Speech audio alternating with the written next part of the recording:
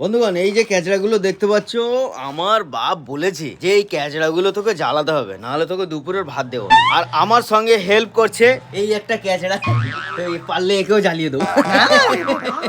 এই বিল্ডিং এর নিচেই জ্বালাবো।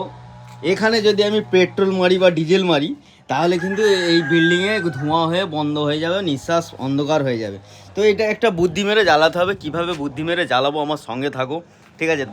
যদি ক্যাচড়া দেখতে ভালোবাসো, এই মানে ক্যাচড়া জ্বালানো দেখতে ভালোবাসো, তো চাঁদ সর্বপ্রথম আমাদের কি করতে হবে? আমাদের একটা চুলো আনতে হবে এখানে। তা চলো, আমরা ওপরতলায় চুলো আছে, চলো। কিরা ভাই, এটা কি? ও সরি। চুলো চুলো চুলো, না চুলো এখানেও নেই, চলো। এখানে চুলো আছে না? এখানেও চুলো না। এই তো চুলো দেখতে পাওয়া গেছে, সেই চুলো। এই তো দেখলে এখানেই পড়েছিল চুলোটা। দেখোস তো, প্রথমে চুলোর ডিজাইনটা দেখো বন্ধুগণ। ইয়ে সাকালাকা বুম বুম। এখানে ক্যাচড়াগুলো রাখার জন্য একটু আলাদা সিস্টেম করতে হবে। এইটাকে এইরকম রেখে দিই। হ্যাঁ, তো ধোঁয়া তো ডাইরেক্ট এখানে যাচ্ছে, বিল্ডিংয়ে ভর্তি হয়ে যাবে। এর জন্য কি করতে হবে? কি করতে হবে? এর জন্য কি করতে হবে বলদিনি?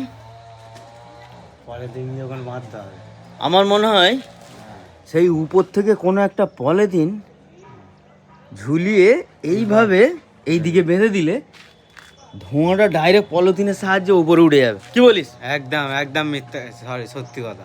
তাহলে চলো একটা পলিথিন নিয়ে আসি। না না, দেখছিলে আমি দাদা, ওই তো ওই জানাতে পেয়েছি।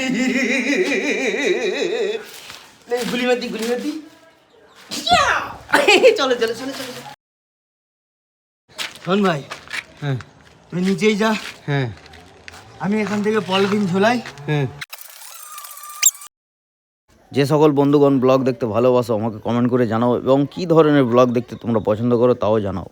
তো দেখো বন্ধুগণ, প্যান্ডেল করে নিয়েছি আমরা। এই পলিথিন আমরা এইদিকে নিচু রেখেছি, যাতে ধোঁয়াটা এখান থেকে উঠে পলিথিনে ঠেকে সোজা একদম মডগাটে চলে যায়।